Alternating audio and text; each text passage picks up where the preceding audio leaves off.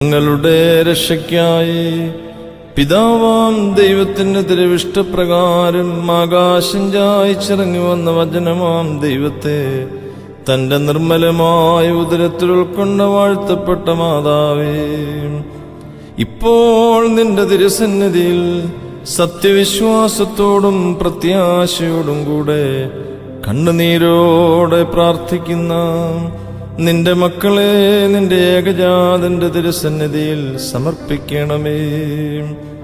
അമ്മേ, നിന്റെ പ്രാർത്ഥനയാൽ സകല ദുഃഖങ്ങളിൽ നിന്നും ആപത്തുകളിൽ നിന്നും ഞങ്ങൾ സംരക്ഷിക്കപ്പെടണമേ.